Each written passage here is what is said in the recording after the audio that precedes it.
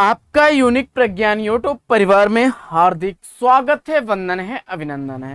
प्यारे साथियों, अगर आप टीएसटी, पीएचडी, जीआईसी प्रवक्ता, एलटी ग्रेड आदि विभिन्न प्रतियोगी परीक्षाओं की तैयारी कर रहे हैं तो आपके लिए प्रैक्टिस सेट होने वाला है काफी लाभकारी। इस प्रैक्टिस सेट कॉल करना प्रारंभ करें इससे पूर्व अगर वीडियो को पहली बार देख रहे हैं अथवा चैनल पर नए हैं तो कृपया चैनल को सब्सक्राइब कर लें और बगल में बने हुए बेल आइकन से ऑल बटन को प्रेस करें जिससे कि आने वाले नए वीडियो की नोटिफिकेशन आपको सबसे पहले मिल सके। तो बिना समय गवाए प्रारंभ करेंगे पाठचर्या और देखेंगे आज की पाठचर्या का पहला प्रश्न।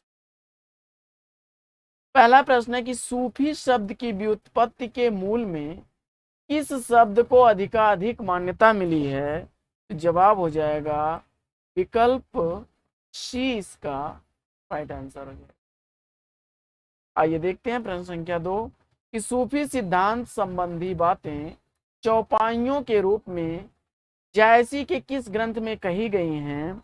तो इसका जवाब हो जाएगा विकल्प डी, अखरावट। अगला प्रश्न है कि पद्मावत में कितने खंड हैं? तो पद्मावत महाकाव्य में खंडों की संख्या है 57। विकल्प सी, इसका राइट आंसर। प्रश्न संख्या 4 है कि बुद्ध देव के बाद सबसे बड़ा लोकनायक माना जाता है। तो बुद्ध देव के बाद सबसे बड़े लोकनायक के रूप में जाने जाते हैं तुलसीदास। अगर आपने डी विकल्प चयनित किया है तो बिल्कुल राइट आंसर के साथ हैं आप। अगला प्रश्न है कि तुलसीदास की रचना कौन सी इसमें से नहीं है? इसका आपको जवाब बताना है।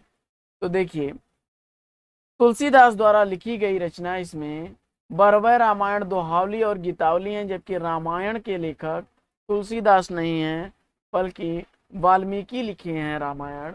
आइए बढ़ते हैं अगले प्रश्न की तरफ और अगला प्रश्न है कि सुमेलित कीजिए। इसमें से आपको रचनाओं को सुमेलित करना है।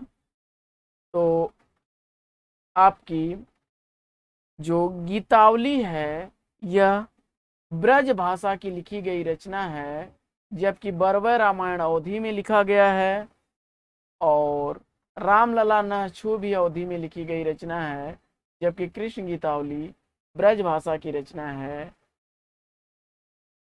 आइए बढ़ते हैं अगले प्रश्न की तरफ और प्रश्न संख्या 7 देख लेते हैं।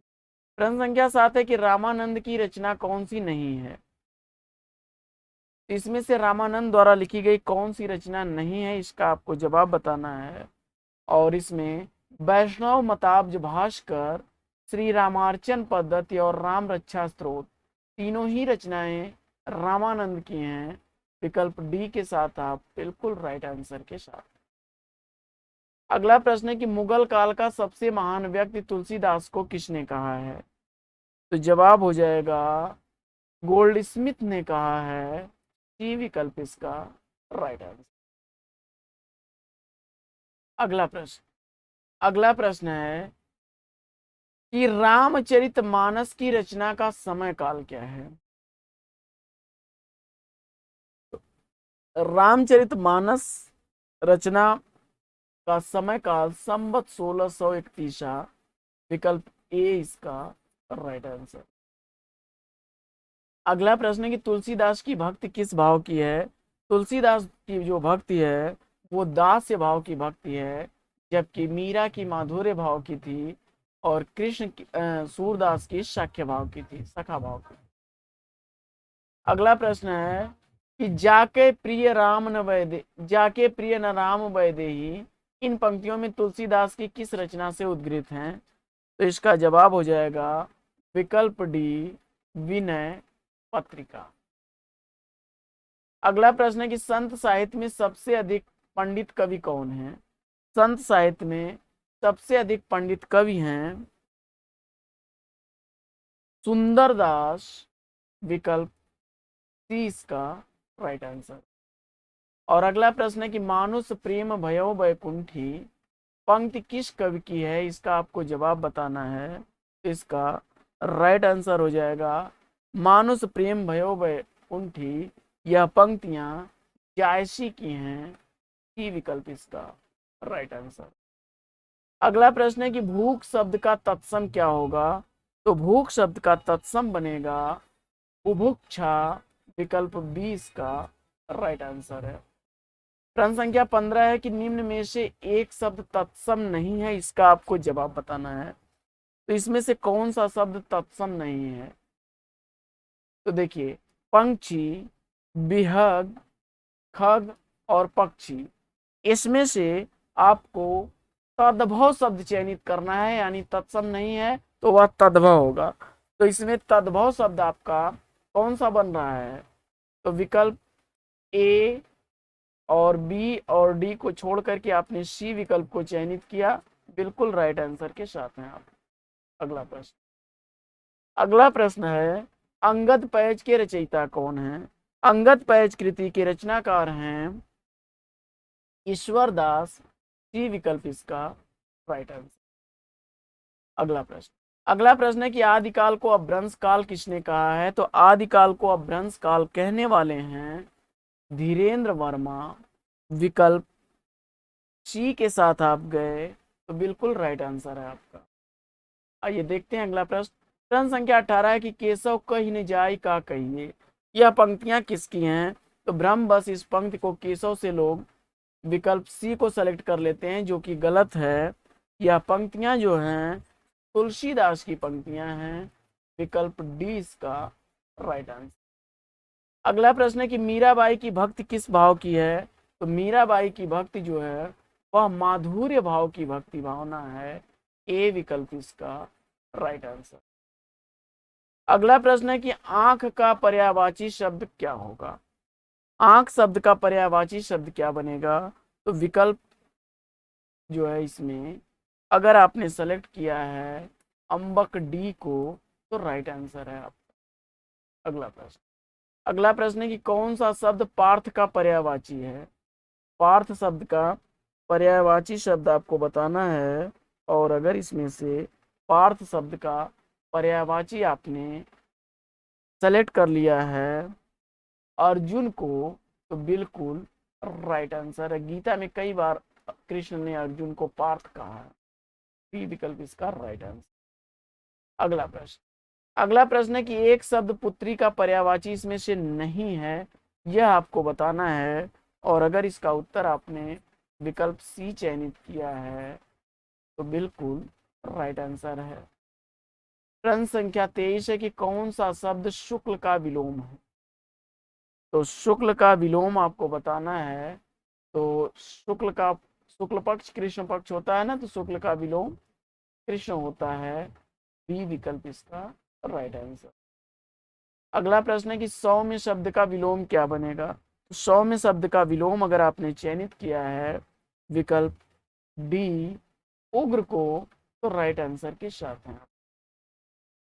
अगला प्रश्न है कि हमही मुल्ला हमही काजी, तीरथ बरत हमारी बाजी, यह पंक्ति किस कवि की है?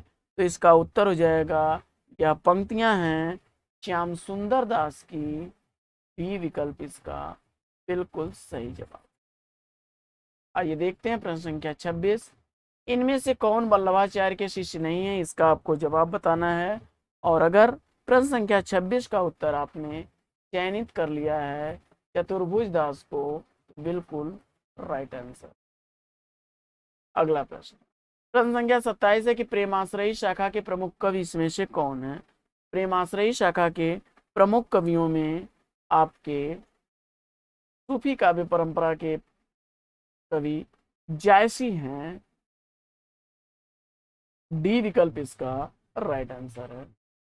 अगला प्रश्न है कि मन दृग को एक राति मझारा, सूझ परा मोहि सब संसारा, यह उक्त किस रचनाकार और रचनाकार से संबंधित है? इसका आपको जवाब बताना है। तो कौन सी रचना और उसके रचनाकार कौन है, इसका आपको जवाब बताना है, और नूर मोहम्मद की यह इंद्रावती की पंक्तियां आपने बताया, तो ए विकल्प के साथ आप बिल्कुल सही उत्तर के साथ हैं। अगला प्रश्न है कि ज्ञानदीप कृति के रचनाकार कौन है? ज्ञानदीप कृति के रचनाकार अगर आपने चयनित कर लिया है शेख नबी को तो बिल्कुल सही उत्तर के साथ हैं। अगला प्रश्न है कि सूफी काव्यधारा का प्रवर्तक इसमें से किसे माना जाता है? सूफी काव्यधारा का प्रवर्तक माना जाता है अगर आपने चयनित किया है विकल्प बी मुल्ला दाऊद को तो राइट आंसर के साथ हैं। प्रश्न संख्या 31 देखते हैं कि जायसी किसके समकालीन थे। मलिक मोहम्मद जायसी किस रचनाकार के समकालीन थे, इसका आपको जवाब बताना है। और अगर इस प्रश्न का उत्तर आपने चयनित किया है शेर शाह विकल्प सी को, तो बिल्कुल सही उत्तर के साथ हैं। अगला प्रश्न है कि जायसी के किस दरबार में बाबर की प्रशंसा की गई है। तो मलिक मोहम्मद जायसी के किस ग्रंथ में बाबर की प्रशंसा की गई है, जवाब हो जाएगा इसका विकल्प बी आखिरी कलाम। अगला प्रश्न है कि कयामत का वर्णन किस ग्रंथ में मिलता है। कयामत का वर्णन मलिक मोहम्मद जायसी की रचना आखिरी कलाम में मिलता है। बी विकल्प इसका राइट आंसर। अब देखते हैं प्रश्न संख्या 34 कि गोकुलनाथ की रचना का नाम इसमें से क्या है। तो आप जानते हैं कि गोकुलनाथ द्वारा लिखी गई रचना इसमें आपको बताना है। और आपने 200 वैष्णवन की वार्ता आपने बताया, यह देखिए नारायण दास की है या नाभा दास की है रचना, और यह जो है विकल्प ए के साथ आप हैं, तो राइट आंसर है आपका। अगला प्रश्न है कि राधा वल्लभ संप्रदाय के प्रवर्तन किसने किया है। तो राधा वल्लभ संप्रदाय का प्रवर्तन करने वाले हैं हित हरिवंश जी। सी उत्तर इसका राइट आंसर। अगला प्रश्न है कि रामानुजाचार्य ने किस दर्शन का प्रतिपादन किया, इसका आपको जवाब बताना है। और इस प्रश्न का उत्तर अगर आपने चयनित किया है विकल्प डी को, तो बिल्कुल राइट आंसर है आपका। अगला प्रश्न है कि वल्लभाचार्य द्वारा अणुभाष्य को पूर्ण किसने किया।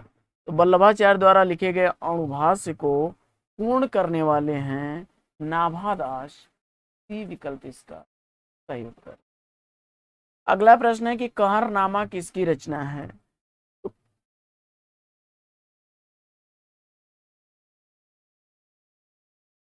क्षमा करें,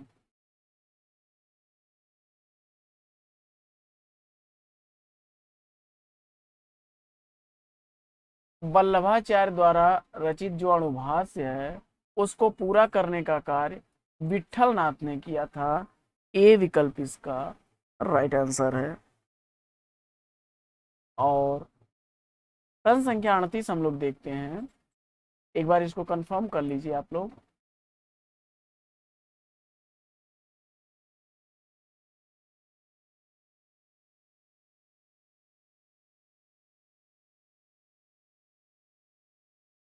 प्रश्न संख्या 37 है कि वल्लभाचार्य द्वारा अणुभाष्य को पूर्ण किसने किया।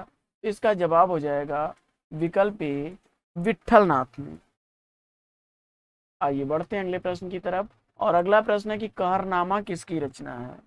तो कहरनामा कृति के रचनाकार कौन है। और प्रश्न संख्या 38 का उत्तर हो जाएगा मलिक मोहम्मद जायसी। ही विकल्प इसका राइट आंसर। अगला प्रश्न है कि सिद्धांत पंचमात्रा किसका ग्रंथ है। तो सिद्धांत पंचमात्रा ग्रंथ के रचनाकार राघवानंद हैं। ए विकल्प इसका राइट आंसर। अगला प्रश्न है कि रामानंद से पहले किस संप्रदाय में केवल द्विजाति को ही दीक्षा दी जाती थी। तो द्विजातियों को दीक्षा दी जाती थी रामानंद से पूर्व में जो है रामानुज संप्रदाय में। विकल्प सी इसका राइट आंसर। अगला प्रश्न है कि किस संप्रदाय के सन्यासी अवधूत कहे गए। किस संप्रदाय के सन्यासी अवधूत कहे गए, इसका आपको जवाब बताना है। और इसका उत्तर अगर आपने चयनित किया रामावत संप्रदाय विकल्प सी को, तो राइट आंसर है। अगला प्रश्न है कि किसके मत से रामानंद दशधा भक्ति के आगार थे। तो इसका उत्तर हो जाएगा विकल्प ए नाभा दास। अगला प्रश्न है कि कबीर किस भाषा का शब्द है। तो कबीर शब्द का अर्थ होता है श्रेष्ठ, और यह अरबी भाषा का शब्द है। बी विकल्प इसका राइट आंसर है। अगला प्रश्न है कि किसने कबीर को जंजीर से बांधकर गंगा में डुबाया था। तो इसका उत्तर हो जाएगा सिकंदर लोदी ने। और एक प्रश्न ये भी पूछा जाता है कबीर किसके समकालीन थे। सिकंदर लोदी के समकालीन थे। कबीर ने वैष्णव संप्रदाय से कौन सा तत्व ग्रहण किया है? तो कबीरदास ने वैष्णव संप्रदाय से अहिंसा को स्वीकार किया है। बी विकल्प इसका राइट आंसर है। अगला प्रश्न है कि किस विद्वान ने कबीर की भाषा को सदुक्कड़ी भाषा कहा है? और कबीर की भाषा को सदुक्कड़ी भाषा कहने वाले हैं आचार्य रामचंद्र। अगला प्रश्न है कि कबीर की भाषा को पंचमेल खिचड़ी भाषा किसने कहा? कबीरदास की भाषा को पंचमेल खिचड़ी भाषा किसने कहा है? तो जवाब हो जाएगा श्याम सुंदर दास। सी विकल्प इसका राइट आंसर। और अगला प्रश्न है कि सुंदरदास की मृत्यु कब हुई थी? कहाँ हुई थी? तो सुंदरदास की मृत्यु हुई थी सांगानेर में। विकल्प 20 का राइट आंसर। अगला प्रश्न है कि विभव विभूत के रचनाकार कौन हैं? तो विभव विभूत कृति के रचनाकार मलुकदास हैं। सी विकल्प इसका सही उत्तर है। अगला प्रश्न है कि कबीर भी बाज भी कपोद भी पपिया भी, कबीर बाज भी कपोद भी पपिया भी, इस कृति के लेखक कौन है? देखिए यहाँ पर आपको भ्रम हो जाता है धर्मवीर भारती और डॉक्टर धर्मवीर में। याद रखिएगा यह दलित विमर्श के लेखक डॉक्टर धर्मवीर हैं। बी विकल्प इसका राइट आंसर हो जाएगा। अगला प्रश्न है कि रैदास की पत्नी का नाम क्या था? तो रैदास की पत्नी का नाम लोना था। ए विकल्प इसका राइट आंसर। अंगवधु के संकलनकर्ता कौन है? अंगवधु कृति के संकलन करता है रज्जब। सुंदरदास के गुरु का नाम क्या था? तो प्रश्न संख्या 53 का जवाब हो जाएगा दादू दयाल। विकल्प 20 का राइट आंसर है। अगला प्रश्न है कि पेट की अग्नि को क्या कहते हैं? तो पेट की अग्नि को कहा जाता है जठराग्नि। विकल्प 30 का राइट आंसर। अगला प्रश्न है कि अंत्यज शब्द के लिए सही वाक्यांश क्या बनेगा? और इसका अगर आपने उत्तर चयनित किया है विकल्प डी तथा कथित निम्न जाति में जन्म लेने वाला, तो बिल्कुल राइट आंसर है। अगला प्रश्न है कि विज्ञान योग के रचनाकार कौन हैं? तो विज्ञान योग कृति के रचनाकार अक्षर अन्य हैं। विकल्प सी इसका राइट आंसर। अगला प्रश्न है कि संत बावरी साहिबा समकालीन थी। संत बावरी साहिबा किसके समकालीन थी? इसका आपको जवाब बताना है। और अगर इसका उत्तर आपने चयनित किया है विकल्प अकबर डी को, तो राइट आंसर के साथ है। प्रश्न संख्या 58 है कि निरपक्ष मूल ग्रंथ के रचनाकार कौन है? तो इसका जवाब हो जाएगा हरिदास निरंजनी। अगला प्रश्न है कि सूरदास ने कृष्ण के किस रूप का चित्रण किया है? तो सूरदास द्वारा जो कृष्ण का रूप चित्रित है वो लोकरंजक है। ए विकल्प इसका राइट आंसर। अगला प्रश्न है कि रहीमदास द्वारा लिखा गया ज्योतिष ग्रंथ कौन सा है? तो इसका उत्तर हो जाएगा खेल कौतुकम। सी विकल्प इसका राइट आंसर। अगला प्रश्न है कि रामचरितमानस का तीसरा कांड कौन सा है? तो रामचरितमानस द्वारा लिखा गया तीसरा कांड आपका जो है वह अयोध्या कांड है। विकल्प बाल कांड, अयोध्या कांड, इसके बाद अरण्य कांड आएगा। बाल कांड है, अयोध्या कांड है, फिर अरण्य कांड है। तो विकल्प डी के साथ आप गए, बिल्कुल राइट आंसर है। अगला प्रश्न है कि जायसी का पद्मावत क्या है? जायसी द्वारा लिखा गया जो पद्मावत है वह एक प्रबंध काव्य है। बी विकल्प इसका राइट आंसर। अगला प्रश्न है कि अपभ्रंश का वाल्मीकि किस कवि को कहा जाता है? अपभ्रंश का वाल्मीकि कहे जाते हैं स्वयं। अगला प्रश्न है कि कबीर किस शासक के समकालीन थे? तो कबीरदास जी सिकंदर लोदी के समकालीन थे। अभी ऊपर चर्चा हम लोग कर रहे थे इस पर। और अगला प्रश्न है कि सूर सागर रचना शिल्प की दृष्टि से किस प्रकार का काव्य है? जवाब हो जाएगा इसका ये मुक्तक काव्य है। डी विकल्प इसका राइट आंसर है। तो साथियों आज की पाठचर्या में लेंगे यहीं पर विराम। वीडियो अगर अच्छा लगा हो तो वीडियो को लाइक और शेयर कर दीजिए। चैनल पहली बार होंगे तो चैनल को सब्सक्राइब कर लीजिए। फिर मिलते हैं आपसे अगले वीडियो में एक नए प्रकरण, एक नए टॉपिक, एक नए अंदाज में। तब तक के लिए लेंगे आपसे विदा। आपका जीवन मंगलमय हो। बेस्ट विशेष बेस्ट आप लग। जय हिंद साथियों।